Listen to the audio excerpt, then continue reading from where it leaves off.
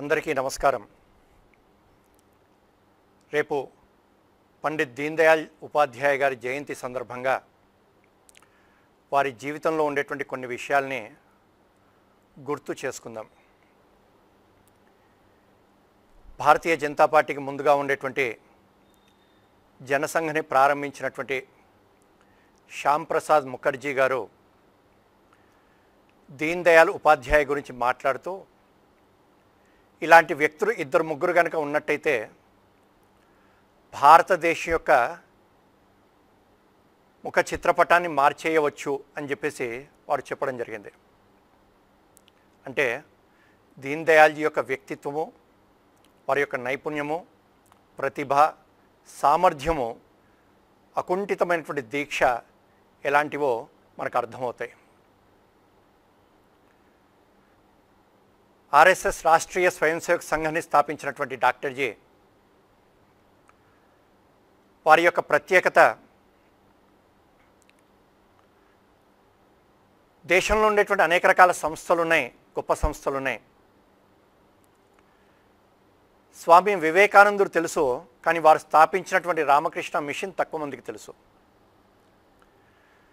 నేతాజీ సుభాష్ చంద్రబోస్ తెలుసు, వారు స్థాపించినటువంటి ఆజాద్ హింద్ ఫౌజ్ తక్కువ మందికి తెలుసు. కానీ ఇక్కడ చూసినట్టయితే ఆర్ఎస్ఎస్ రాష్ట్రీయ స్వయం సేవక్ సంఘ్ ఎక్కువ మందికి తెలుసు, కానీ దాన్ని స్థాపించినటువంటి డాక్టర్ కేశవరావు బలిరామ్ హెడ్గేవార్ తక్కువ మందికి తెలుసు. ఇక్కడ సంఘ యొక్క ప్రత్యేకత, సంఘ యొక్క గంటసేపు దైనందిన శాఖలో ఫేస్లెస్ పర్సనాలిటీస్, అటువంటి వ్యక్తుల్ని తయారు చేయడమే ఆర్ఎస్ఎస్ యొక్క పని. ఒకటి దీన్ దయాళ్జీ యొక్క లాంటి మహానుభావులు పార్టీలో ఉండేటువంటి కార్యకర్తలకు తెలుసు, బయట కొద్దిమందికి తెలుసు. కానీ ఒక చిన్న మొక్క నుంచి మహావృక్షంగా భారతీయ జనతా పార్టీని, ఆ రోజు ఉండేటువంటి జనసంఘని తీర్చిదిద్దినటువంటి విషయము తక్కువ మందికి తెలుసు.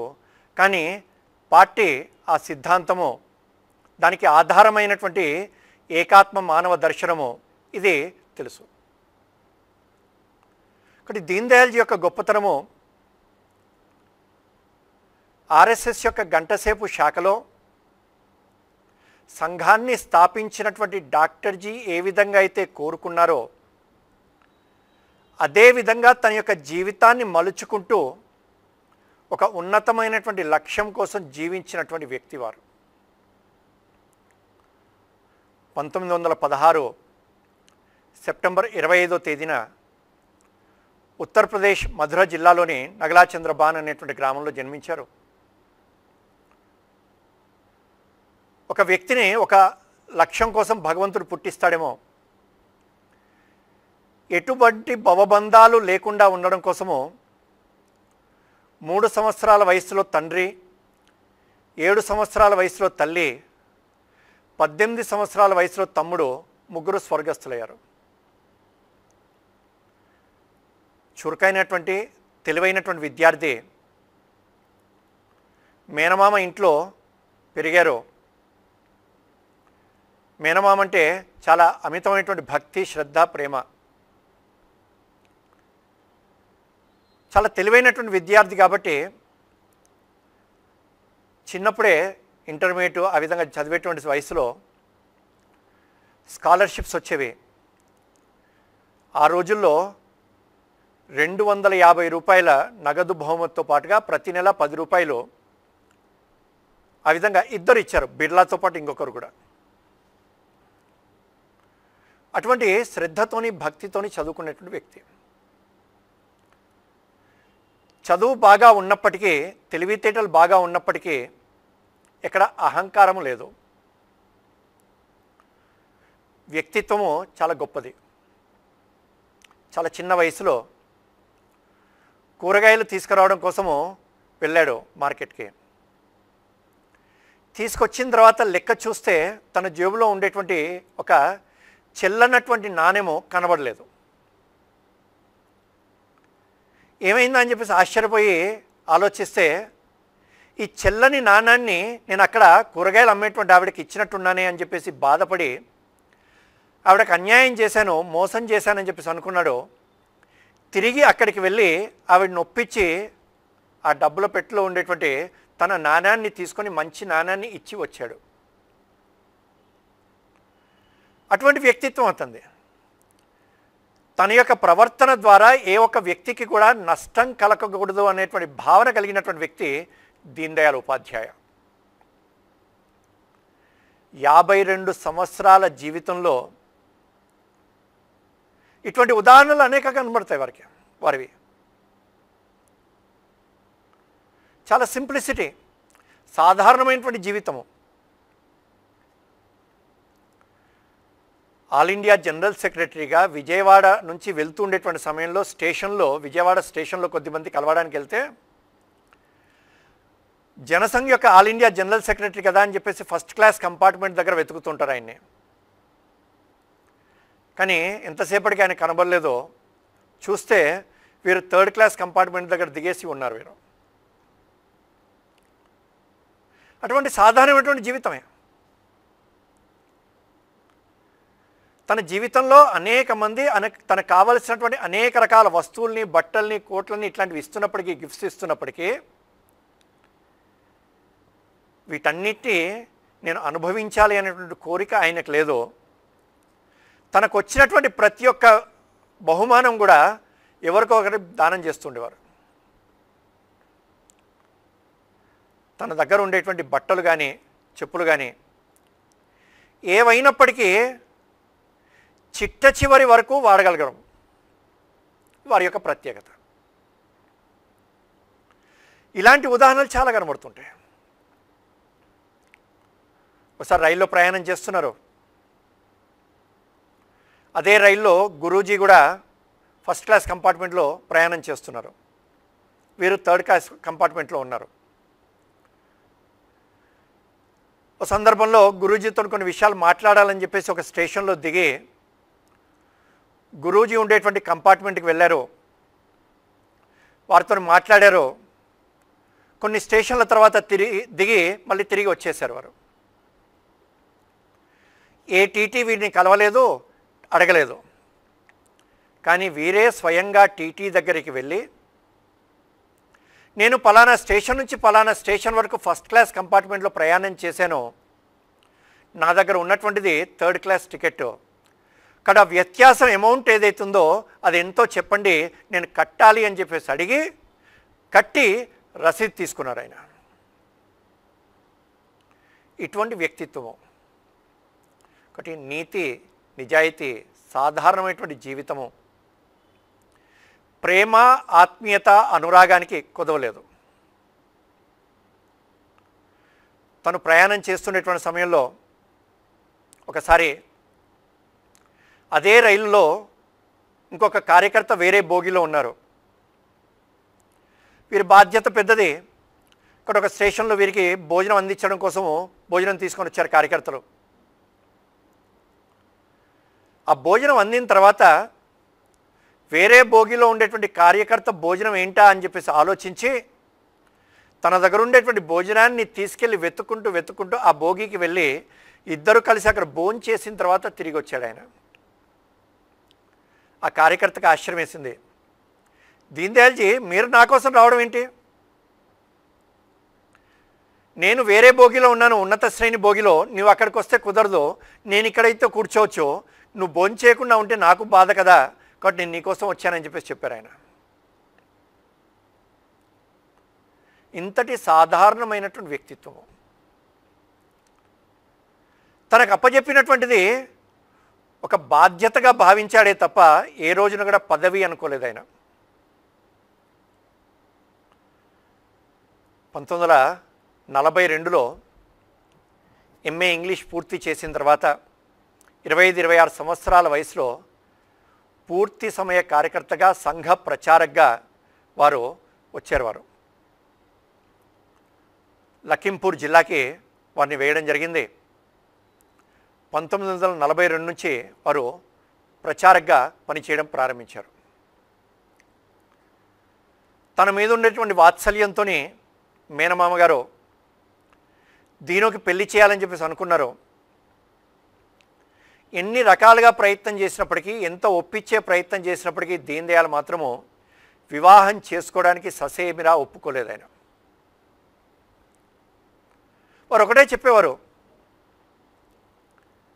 నాకు కనుక వివాహం చేసినట్టయితే నేను మాత్రం నా యొక్క లక్ష్యాన్ని వదలను, నా కార్యపద్ధతిని వదలను, నేను ఇదే విధంగా జీవిస్తాను. కాబట్టి నేను కావాలా, ఇంటికి కోడలు కావాలా ఆలోచించుకోండి, అంతే తప్ప ఎవరైనా ఒకరే ఉంటాం. ఆ మాట అన్న తర్వాత ఇంకెప్పుడు వారిని అడగలేదు. వారికి అనిపించేది మన లక్ష్యము చేరడానికి కొన్ని సాధనాలు అవసరం అవుతాయి మనకి.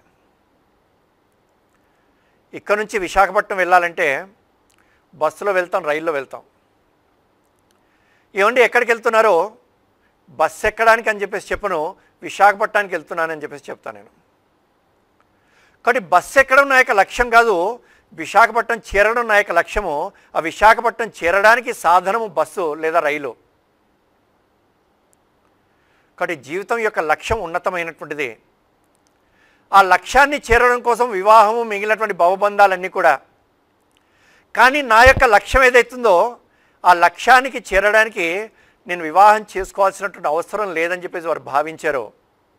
కాబట్టి సున్నితంగా తిరస్కరించారు. దీన దయాళ పేరు, దయగలిగినటువంటి హృదయం వారిది. అటువంటి హృదయానికి కారణం ఏంటంటే వారు ఒక విషయాన్ని నమ్ముతుండేవారు. ప్రతి వ్యక్తిలో మంచి చెడు రెండు ఉంటాయి. నాణ్యానికి బొమ్మ బొరుసు రెండు ఉంటాయి. ఏ వ్యక్తిలో అయితే మంచి ఎక్కువగా ఉంటుందో మంచివాడు అంటారో, ఏ వ్యక్తిలో అయితే చెడు ఎక్కువగా ఉంటుందో అతను రాక్షసుడు అని చెప్పేసి అనుకుంటాం మనం. ఇక్కడ ఆ వ్యక్తిలో ఉండేటువంటి మంచిని చూడగలిగినప్పుడు ఆ వ్యక్తి పట్ల ప్రేమ, ఆత్మీయత, అనురాగం, అనుబంధం పెరుగుతూ ఉంటుంది.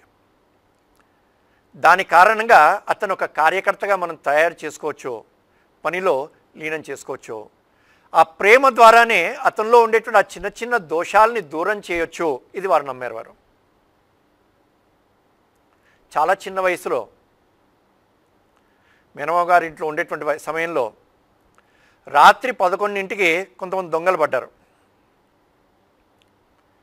కాబట్టి ఇంట్లో ఉండేటువంటి విలువైనటువంటి వస్తువుల్ని దొంగలించాలి. కానీ చిన్న పిల్లవాడైనటువంటి దీనుని పట్టుకొని లాగేసి బయటికి తీసుకెళ్ళి విలువైనటువంటి వస్తువులు ఇస్తారా లేదా ఈ పిల్లవాడిని చంపమంటారా అని చెప్పేసి బెదిరించారు. అందరూ కంగారు పడ్డారు. ఈ పిల్లవాడు మాత్రము ఆ చిన్న వయసులో అటువంటి పరిస్థితుల్లో కూడా కంగారు పడకుండా ఆ దొంగలతో అన్నాడు, ఇప్పటివరకు నేను విన్నటువంటిది బాగా ధనవంతులైనటువంటి వాళ్ళు దుర్మార్గుల దగ్గర నుంచి దోచుకొని పేదవారికి పంచి పెడతారు మంచివాళ్ళని చెప్పేసి నేను విన్నాను, కానీ మీరు చూస్తే అలా లేరే అని చెప్పేసి అన్న కారణంగా ఆ పిల్లవాడి మాటలు విని హృదయం కరిగి పిల్లవాడిని వదిలేసి వెళ్ళిపోయారట. ఇది దీన్ దయాళ్ యొక్క బాల్యంలో ఉండేటువంటి ఉదాహరణ ఏదైతుందో ఇది వారి యొక్క వ్యక్తిత్వాన్ని ప్రతిబింబిస్తుంటుంది. వారిది కాబట్టి ఏ వ్యక్తి అయినప్పటికీ మంచి ఉంటుంది. అది ఆ మంచిని చూడగలగాలి. దీన్ దయాళ్లో ఉండేటువంటి మరొక గొప్పతనము కఠోరమైనటువంటి పరిశ్రమ. ప్రేమ, ఆత్మీయత, సాధారణమైనటువంటి జీవితము, అకుంఠితమైనటువంటి వ్యక్తి లక్ష్యం పట్ల శ్రద్ధతో పాటుగా కఠోరమైనటువంటి పరిశ్రమ. 42లో ప్రచారంకి వచ్చారు. 47లో స్వాతంత్రం వచ్చింది. 48లో గాంధీ హత్య అనేటువంటి పేరుతోనే, గాంధీ గారి హత్య అనేటువంటి పేరుతోనే సంఘం మీద నిషేధించారు. ఆ సమయానికి ఉత్తరప్రదేశ్ మొత్తంలో రహస్యంగా జరపవలసినటువంటి సత్యాగ్రహ ఉద్యమాన్ని, వారి వయసు ఎంతండి? చాలా చిన్న వయసు. ఆ వయసులో మొత్తం ఉత్తరప్రదేశ్ యొక్క సత్యాగ్రహ ఉద్యమాన్ని భుజస్కంధాల మీద పడింది.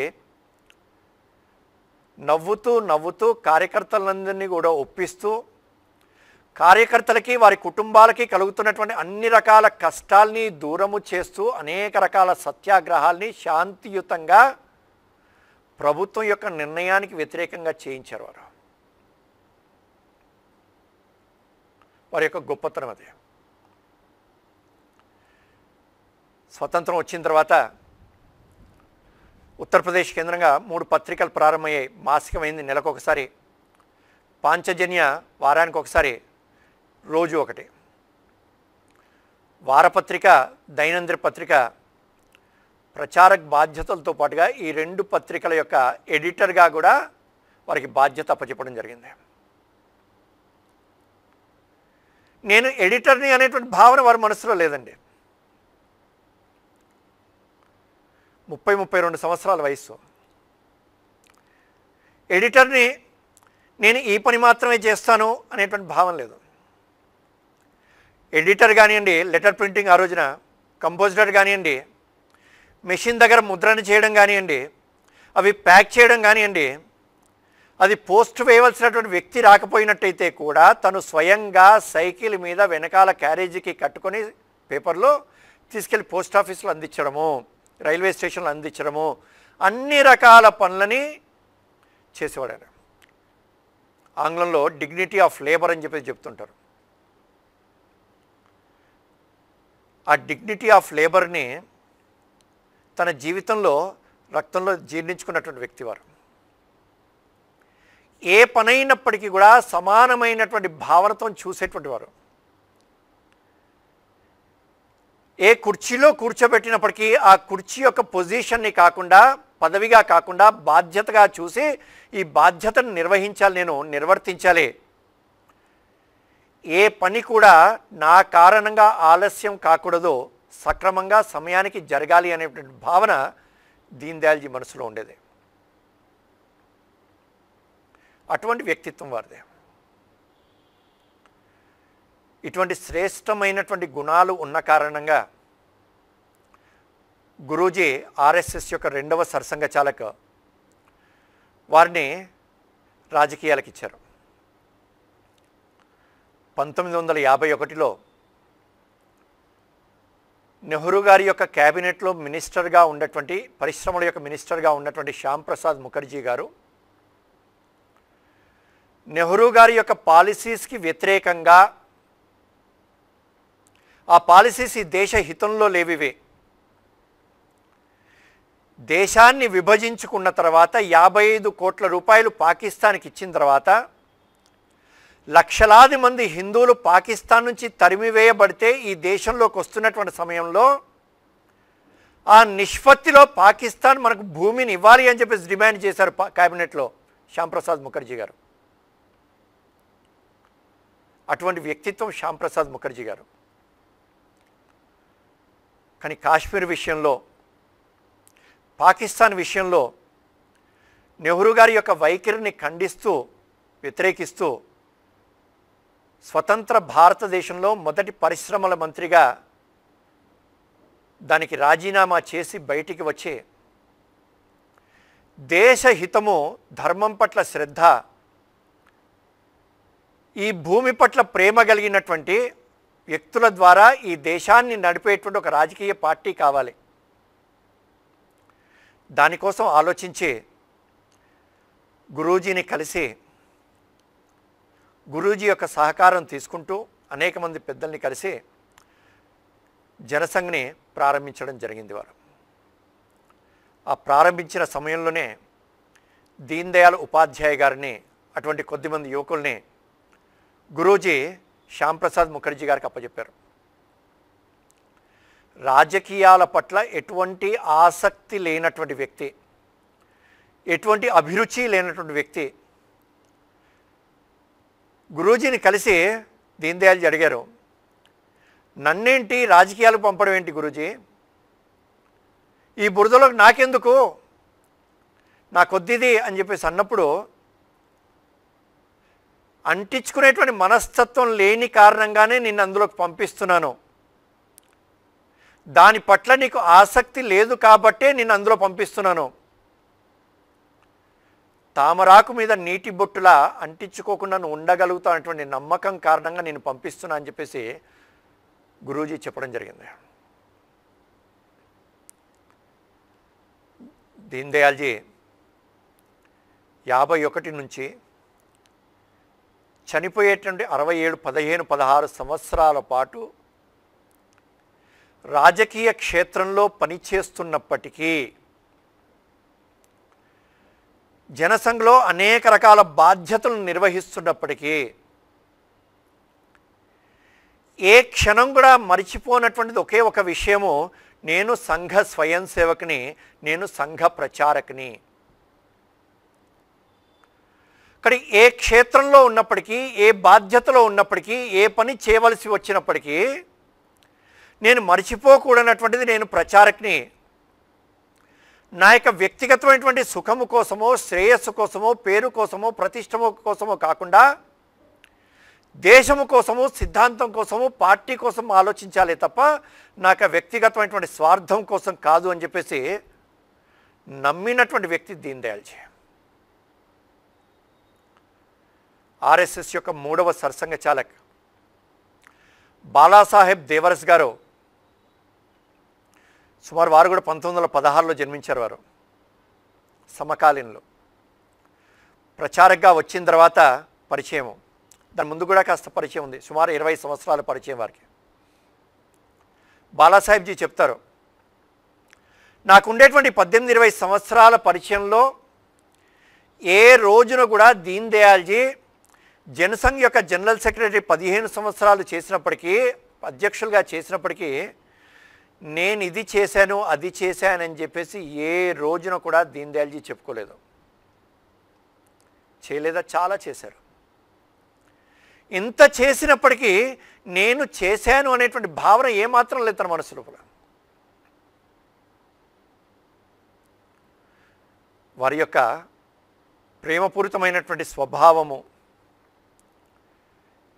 మధురమైనటువంటి వాక్కు ఎంతటి వ్యక్తినైనప్పటికీ కూడా కరిగించి పారేస్తుంటుందట. ఒకసారి అటల్జీ పంజాబ్ యొక్క పర్యటన పూర్తి చేసుకుని ఢిల్లీకి వచ్చారు. ఆ పర్యటన సవ్యంగా జరగలేదు. కార్యక్రమాలు కానివ్వండి, సంఖ్య కానివ్వండి, ఏదైనా కావచ్చు, సరిగ్గా జరగని కారణంగా చాలా చిరాకేసింది వారికి. ఆ చిరాగ్గానే కోపంగా ఢిల్లీ కార్యాలయం చేరారు. రావడమే నా తర్వాత ఉండేటువంటి పర్యటనలన్నీ కూడా రద్దు చేయండి అని చెప్పేసి కోపంగా చెప్పేశారు. అంత కోపంగా వచ్చినటువంటి అటల్జీని చూసి మిగిలినటువంటి కార్యకర్తలు కాస్త కంగారు పడ్డారు. ఏం చెప్పాలో వారికి అర్థం కాలేదు. కానీ దీన్ దయాల్జీ మాత్రం నవ్వుతూ, అటల్జీ అన్నీ రద్దు చేద్దాం, ముందు మీరు స్నానం చేసి రండి. ఆ మాట విన్న తర్వాత అటల్జీ స్నానానికి వెళ్ళారు. తిరిగి వచ్చేటువంటి సమయానికి దీన్ దయాల్జీ తను స్వయంగా అటల్జీకి వేడివేడిగా చపాతీ కూర చేసి దగ్గర కూర్చొని భోంచేసేటట్టుగా చేసిన తర్వాత ఏమీ మాట్లాడకపోయినప్పటికీ ఆ ప్రేమ, ఆ ఆత్మీయత, అనురాగము, ఆ కన్సర్న్ ఏదైతుందో దాని కారణంగా అటల్జీ తర్వాత ప్రయాణాన్ని కొనసాగించారండి. కాబట్టి దీన్ దయాల్జీ యొక్క ఆ కరెక్ట్ చేసేటువంటి పద్ధతి అండి, ఒక కార్యకర్తని సరిచేసేటువంటి పద్ధతి ప్రేమ ద్వారా, ఆత్మీయత ద్వారా చేయడము. డిసిప్లినింగ్ సిస్టమే కానీ డిసిప్లినరీ యాక్షన్గా తను అనుకోలేదు ఎప్పుడు కూడా. ఉండొచ్చు, ఈ రోజున పార్టీలో డిసిప్లినరీ కమిటీ ఉండొచ్చు. ఒక కష్టపడి ఒక 15-20 సంవత్సరాల పాటు పనిచేసిన తర్వాత ఒక కార్యకర్తని పార్టీ నుంచి దూరం చేయాల్సి వస్తే ఎవరైనప్పటికీ చాలా బాధపడతారండి. కాబట్టి దీన్ దయాల్జీ ఆ కరెక్ట్ చేసేటువంటి పద్ధతి, ప్రతి ఒక్క కార్యకర్త పట్ల ఉండేటువంటి శ్రద్ధ, ప్రేమ, ఇది చాలా గొప్పది. కాబట్టి ఏ కార్యకర్తను కూడా వదులుకోవాలనేటువంటి భావన ఉండేది కదా వారికి. అటువంటి బాధ్యతలో ఉన్నప్పటికీ కూడా చాలా సరదాగా ఉండేవారు. ఎవరో మధ్యలో మాట్లాడుతూ అన్నారు, దత్తోపంత్ టెంగ్డే గారు శత జయంతి జరుగుతుంది వారిది, వారికి టీ అంటే చాలా ఇష్టం అండి అన్నారు. వెంటనే దీన్ దయాల్జీ నవ్వుతూ అన్నారు, వారి పేరు కూడా టీతోనే స్టార్ట్ అవుతుందని చెప్పేసి చెప్పారు వారు. ఒక ఆర్ఎస్ఎస్ యొక్క సమావేశాలు జరుగుతున్నాయి. ఆర్ఎస్ఎస్ యొక్క జనరల్ సెక్రటరీ సర్కారీ వాహ్ భయ్యాజీ దాని ఆ రోజున సమావేశంలో ఒక విషయాన్ని ప్రతిపాదించారు. వారు సంఘం తెలియనటువంటి వ్యక్తులు సంఘం గురించి ఏమనుకుంటారంటే పైన ఏదో ఒక విషయాన్ని చెప్తారో ఆ విషయాన్ని కింది వరకు అందరూ ఆచరిస్తారో ఎవరు మధ్యలో ప్రశ్నించరేమో అని చెప్పేసి అనుకుంటారు. కానీ సంఘంలో ఏ విషయాన్నైనప్పటికీ పైనుంచి కింది వరకు కూలంకషంగా చర్చించేటువంటి స్వేచ్ఛ ఉండేటువంటి సంఘంలో నిర్ణయం తీసుకునే ముందు ప్రతి ఒక్కరు కూడా ప్రతి స్థాయిలో కూడా చర్చ జరుగుతుంది. కానీ నిర్ణయం తీసుకున్న తర్వాత ప్రతి ఒక్కరు కూడా నా అభిప్రాయానికి భిన్నంగా ఉన్నప్పటికీ నిర్ణయము దాన్ని నా నిర్ణయంగా భావించి పనిచేస్తుంటారు. ఇది సంఘం యొక్క గొప్పతనం. ఇది దీన్ దయాల్జీ ఆ సమావేశంలో ఉన్నారు. భయ్యాజీ దాని గారు ఒక విషయాన్ని ప్రస్తావించారు. దాని మీద చర్చ జరుగుతుంది. అనేక పుస్తకాలు చదివినటువంటి వ్యక్తి దీన్ దయాల్జీ. అనేక పుస్తకాలని రాసినటువంటి వ్యక్తి దీన్ దయాల్జీ. చంద్రగుప్త మౌర్య, శంకరాచార్య ఇలాంటివి అనేకం. ఇంగ్లీష్లో వారి యొక్క వ్యాసాలన్నీ కూడా కలిపి పొలిటికల్ డైరీ అనేటువంటిది ఒకటి ప్రచురితమైంది. కానీ అంత లోతైనటువంటి సబ్జెక్ట్ కలిగినటువంటి దీన్ దయాల్జీ ఆ సమావేశంలో లేచి నిలబడి భయ్యాజీ దాని చెప్పినటువంటి విషయానికి భిన్నంగా చాలా అర్థవంతమైనటువంటి తర్కబద్ధమైనటువంటి ఉదాహరణలతో కూడినటువంటి విషయాన్ని దానికి వ్యతిరేకంగా ప్రతిపాదించారు, చర్చించారు. మిగిలినటువంటి సమావేశంలో ఉన్న అందరికీ కూడా ఆశ్చర్యం వేసింది. భయ్యాజీ దాని కూడా చాలా ఆనందంగా విన్నారు. గురూజీ వింటున్నారు. ఆలోచన దీనికి భిన్నంగా ఉన్నప్పటికీ ఆ లోతుని చూసి ఇద్దరు పెద్దలు కూడా ఆనందించారు. కానీ ప్రతిపాదన ఒకటి, దీనికి దీన్ దయాల్జీ ఇచ్చినటువంటి ప్రతిపాదన దీనికి భిన్నమైంది. ఏం జరుగుతుందా అని చెప్పేసి అందరూ ఉత్కంఠంగా చూస్తున్నారు. భయ్యాజీ దాని అయిపోయిన తర్వాత నవ్వుతూ అన్నారు వారితోని సమావేశంలోనే, దీన్ దయాల్జీ మీరు చెప్పిందంతా అయిపోయింది కదా, నేను ఇప్పటివరకు ఏ విషయాన్నైతే ప్రతిపాదించానో దీన్ని సమర్థిస్తూ ఇప్పుడు మాట్లాడండి అని చెప్పేసి అడిగారు భయ్యాజీ. అప్పటి వరకు ఏ ఉత్తేజంతోనే, ఏ ఉత్సాహంతోనో, ఏ ఆవేశంతో మాట్లాడారో ఒక్కసారిగా దాన్ని అంతా కూడా రివర్స్ దాన్ని మాట్లాడాలి. అయితే అంటూ మళ్ళీ అదే ఆలోచనతో, అదే ఉదాహరణలతో, అదే ఉత్సాహంతో భయ్యాజీ పెట్టినటువంటి విషయాన్ని సమర్థిస్తూ మళ్ళీ అంత తర్కబద్ధంగా మాట్లాడారు వారు. ఇక్కడ మనం అర్థం చేసుకోవాల్సింది ఏంటంటే, ఒక సంస్థలో పనిచేస్తున్న తర్వాత నా యొక్క అభిప్రాయం వ్యక్తిగతమైనటువంటి అభిప్రాయం అనేటువంటిది ఇంకా సంస్థ యొక్క అభిప్రాయంలో కలిసిపోవాలి. నా యొక్క అభిప్రాయము సంస్థ యొక్క అభిప్రాయం భిన్నము అని చెప్పేసి అంటే దూరం ప్రయాణం చేయడం కష్టం అవుతుంటుంది. కాబట్టి నా అభిప్రాయం భిన్నమైనప్పటికీ ఒకసారి నిర్ణయం అయిన తర్వాత నా అభిప్రాయము నిర్ణయమే నా అభిప్రాయం కావాలి.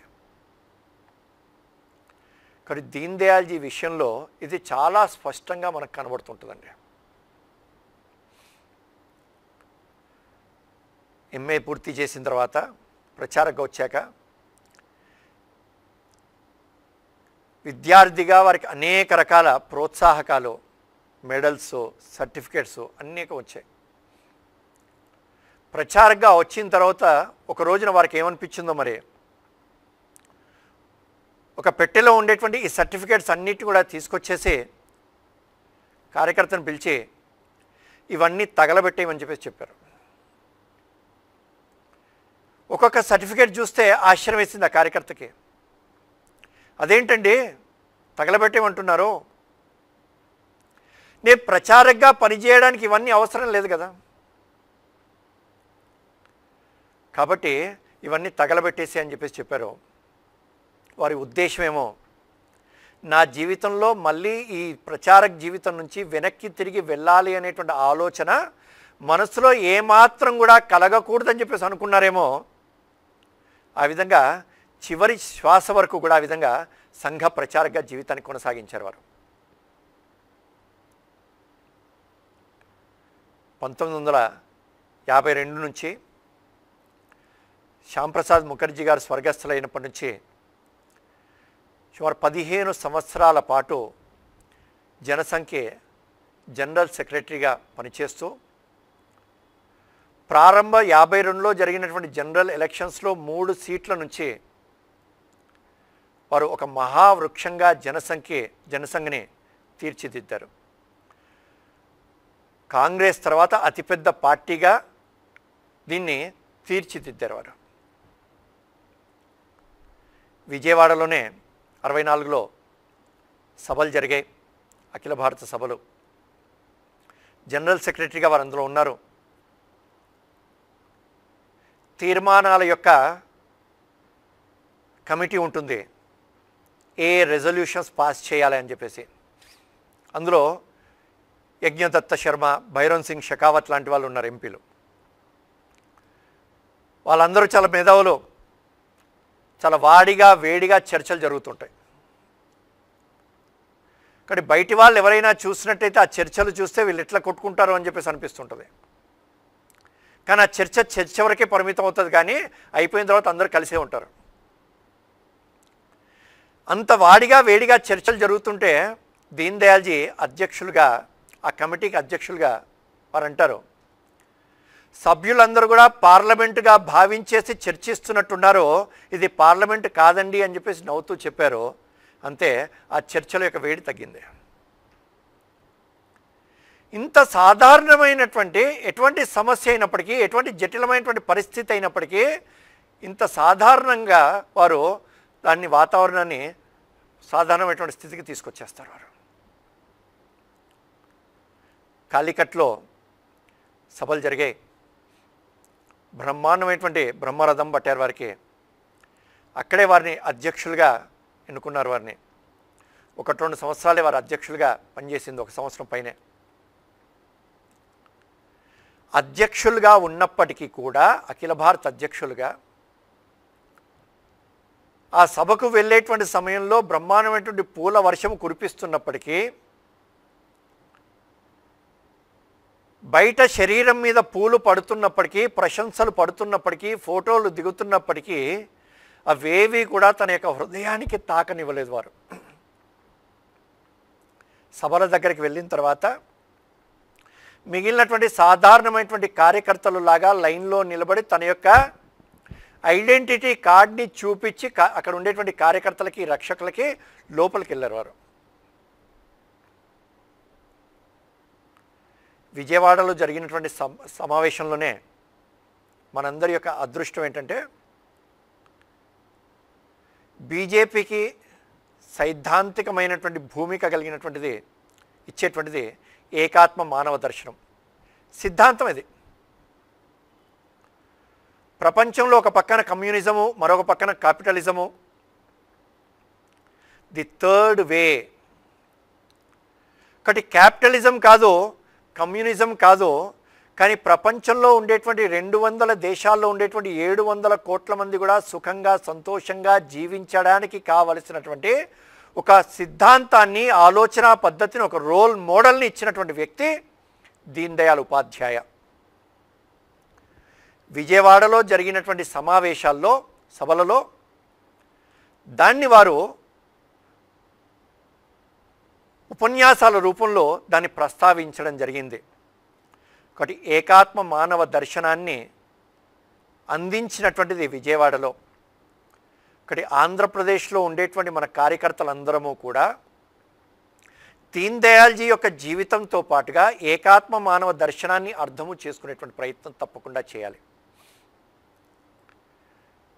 అఖిల భారత అధ్యక్షులుగా పర్యటనలో భాగంగా మొఘల్ సరాయ్ అనేటువంటి స్టేషన్లో రైల్లో వెళ్తుండేటువంటి సమయంలో ఫిబ్రవరి నెల 1967 ఉదయం 3:30 గంటలకి మొఘల్ సరాయ్ యొక్క ప్లాట్ఫామ్కి 150 గజాల దూరంలో వీరి యొక్క శవం పడిపోయి ఉంది. రైల్లో ప్రయాణం చేస్తున్నారో దుండగులు ఆ అర్ధరాత్రి పూట వారి మీద దాడి చేసి చంపి ఆ శవాన్ని తీసుకెళ్ళి ఆ పట్టాల మీద పక్కన పడేశారు. ఆ వెళ్తున్నటువంటి ఆ పట్టాల మీద తిరుగుతున్నటువంటి అక్కడ ఉండేటువంటి ఎంప్లాయీ శవము చూసి అక్కడ ఉండేటువంటి స్టేషన్ మాస్టర్ని చెప్పడము, మిగిలినటువంటి కొద్దిమంది రావడము, సుమారు 6-6:30 సమయంలో డాక్టర్ వచ్చేసి చనిపోయాడని చెప్పేసి ప్రకటించడము, ఆ శవాన్ని తీసుకొచ్చేసి ప్లాట్ఫామ్ మీద పెట్టిన తర్వాత అక్కడ గుమిగూడినటువంటి జనాల్లో జనసంఘ్ యొక్క కార్యకర్త చూసి దీన్ దయాల్జీ అని చెప్పేసి తెలిసి కార్యాలయానికి ఫోన్ చేసి చెప్పడము, ఇది చాలా విచిత్రమైనటువంటి పరిస్థితి. ఇది అంత మహోన్నతమైనటువంటి వ్యక్తిత్వము, తాత్విక చింతన కలిగినటువంటి వ్యక్తి, ఇన్ని సంవత్సరాల పాటు రాజకీయాల్లో ఉంటూ కూడా రాజకీయాన్ని మనసుకు అంటించకుండా జీవించినటువంటి వ్యక్తి, రాజకీయ ఒరవడి ఒక పక్కన వెళ్ళిపోతుంటే రాజకీయాలు పనిచేస్తున్నప్పటికీ ఈ దేశానికి అవసరమైనటువంటి సిద్ధాంతము, పార్టీకి అవసరమైనటువంటి సిద్ధాంతం ఏంటా అని చెప్పేసి ఆలోచించి ఇచ్చినటువంటి వ్యక్తి కేవలం 52 సంవత్సరాల వయసులో ఆ విధంగా హత్య గావించబడ్డం ఏదైతుందో చాలా బాధాకరమైనటువంటి విషయం. కాబట్టి జనసంఘని ప్రారంభించినటువంటి శ్యామ్ ప్రసాద్ ముఖర్జీ గారు అదేవిధంగా అనుమానాస్పద పరిస్థితుల్లో శ్రీనగర్ జైల్లో చనిపోవడము, అదేవిధంగా ఆ ప్రారంభం నుంచి ఉన్నటువంటి దీన్ దయాళ్ ఉపాధ్యాయ గారు 52 సంవత్సరాల వయసులోనే అనుమానాస్పద పరిస్థితుల్లో మొఘల్ సరాయ్ ప్లాట్ఫామ్ దగ్గరలో అతి దారుణంగా చంపివేయబడ్డము, ఇది చాలా బాధాకరమైనటువంటి విషయం. ఇది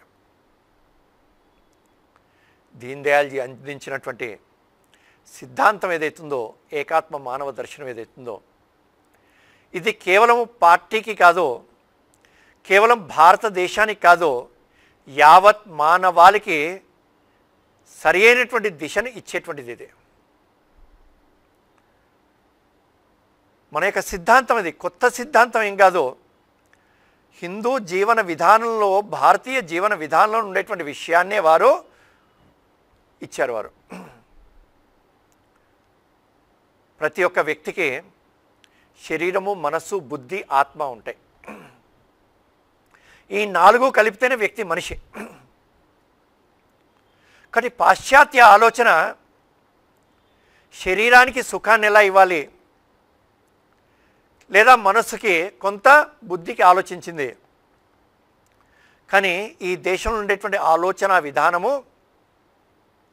శరీరానికి, మనస్సుకి, బుద్ధికి, ఆత్మకి ఈ 4టికి కలిపి ఏ విధంగా ఒక ఉదాత్తమైనటువంటి జీవితాన్ని గడిపి ఈ జీవితాన్ని సార్థకము చేసుకోవడము, ప్రతి దానికి కూడా సంతృప్తిని, ఆనందాన్ని కలిగించడం ఎలా అని చెప్పేసి ఆలోచించినటువంటి దేశము భారతదేశము. అంత మాత్రమే కాదండి, వ్యక్తి యొక్క సుఖము, సంతోషం మాత్రమే కాదు, ఈ వ్యక్తి ఒక కుటుంబంలో ఉంటున్నాడు. కాబట్టి వ్యక్తి కుటుంబం కోసం జీవిస్తుంటాడు. కుటుంబం వ్యక్తి కోసం కాదు, వ్యక్తి కుటుంబం కోసము. కాబట్టి కుటుంబంలో ఉండేటువంటి ప్రతి ఒక్కరి యొక్క సంతోషం కోసం వ్యక్తి కష్టపడుతుంటాడు.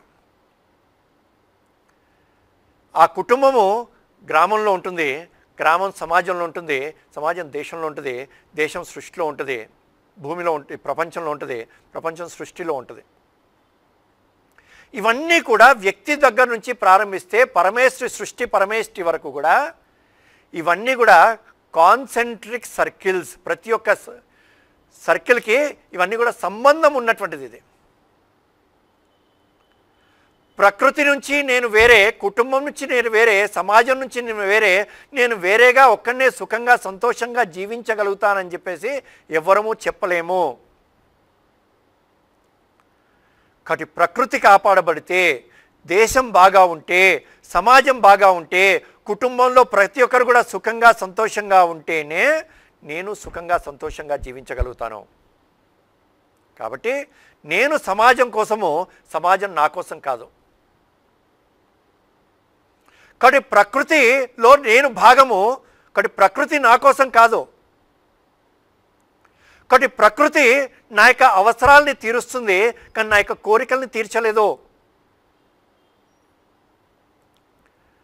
కాబట్టి వీటన్నిటి మధ్యలో ఉండేటువంటి సంబంధాన్ని చెబుతూ, వీటన్నిటి యొక్క బ్యాలెన్స్ని కాపాడుతూ ఏ విధంగా మనిషి సుఖంగా సంతోషంగా జీవించాలి, దానికి కావలసినటువంటి విద్యా వ్యవస్థ ఏంటి, ఆర్థిక వ్యవస్థ ఏంటి, సామాజికమైనటువంటి వ్యవస్థ ఏంటి అందించినటువంటి ఏకాత్మ మానవ దర్శనము. దీంతో పాటుగా ఏ వ్యక్తి అయినప్పటికీ కూడా చతుర్విధ పురుషార్థాలు ఉన్నాయి. ధర్మ, అర్థ, కామ, మోక్షాలని చెప్పేసి ఉన్నాయి. అర్థము, కామము ఈ రెండు ప్రతి మనిషికి అవసరమే. అర్థము అంటే ప్రాపంచికమైనటువంటి విషయాలు అవి. ధనము మిగిలినటువంటి ఏవైనప్పటికీ వస్తు రూపంలో ఉండేటువంటివి అవి. కామము కోరిక, డిజైర్. కేవలం శారీరకమైనటువంటి కోరిక కాదండి, అన్ని రకాల కోరికలు ఉంటాయి మనసుకి.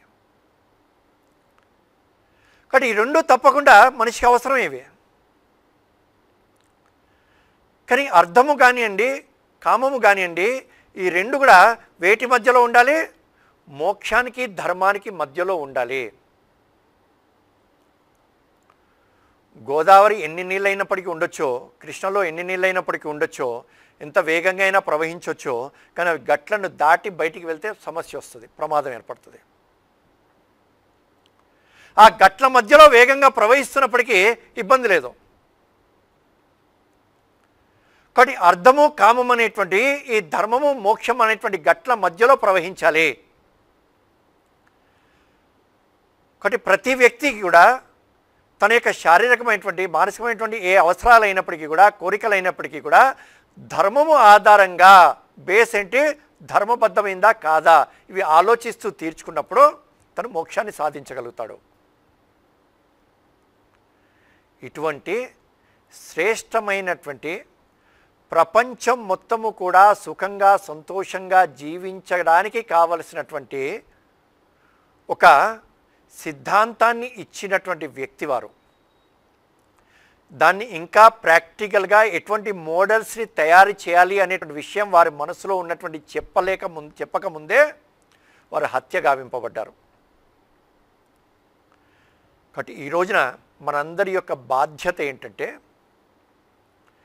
బీజేపీ అనేటువంటిది కేవలం అధికారంలోకి రావడం మాత్రమే మన యొక్క బాధ్యత, మన యొక్క కోరిక కాదు. అధికారం అనేటువంటిది లక్ష్యము కాదు, అధికారం అనేటువంటిది ఒక సాధనం మాత్రమే.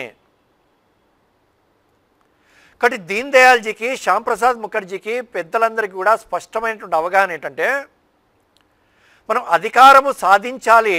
అధికారము దేనికోసం అంటే ఈ దేశాన్ని ప్రపంచంలో ఒక గొప్ప దేశంగా తీర్చిదిద్దడానికి. ప్రపంచంలో ఉన్న 200 దేశాలకి కూడా ఒక దేశము ఏ విధంగా ఒక రోల్ మోడల్ని ఇవ్వాలి, ఒక వ్యవస్థని. అటువంటి రోల్ మోడల్ యొక్క వ్యవస్థని అందించడం కోసము పదవిలోకి రావాలి. అటువంటి లక్ష్యాన్ని మనం మర్చిపోకుండా, మనందరి యొక్క లక్ష్యము ఈ దేశం ప్రపంచంలో గొప్ప దేశం కావడం. కాబట్టి అటువంటి ఆ లక్ష్యాన్ని చేరడం కోసము మనందరం కూడా ప్రయత్నం చేయాల్సిందే. మన యొక్క వ్యక్తిత్వాలని తదనుగుణంగా మార్చుకుంటూ, దీన్ దయాల్జీ ఏ విధంగా అయితే జీవించారో ఆ విధంగా నేను నా యొక్క జీవితాన్ని మలుచుకుంటూ ఆ మార్గంలో నేను వెళ్ళాలి అనేటువంటి భావంతో మనందరం ప్రయత్నం చేయాలి. మారుతున్నటువంటి పరిస్థితుల కారణంగా ఉండేటువంటి ఈరోజు ఉండేటువంటి స్థితిగతులు మారొచ్చండి, తప్పేం లేదండి. ఈ రోజున వాహనాలు మారాయి, పరికరాలు మారాయి, సాధనాలు మారాయి, అంతస్తు మారింది, తప్పు లేదు. కానీ అది హృదయానికి అంటకుండా చూసుకోవడం ఎట్లా? ఇవి ఉన్నప్పటికీ లేకపోయినప్పటికీ కూడా నేను ఏ విధంగా జీవించగలుగుతాను, పార్టీ కోసం పనిచేయగలుగుతాను, సిద్ధాంతం కోసం పనిచేయగలుగుతాను ఆలోచించగలగాలి.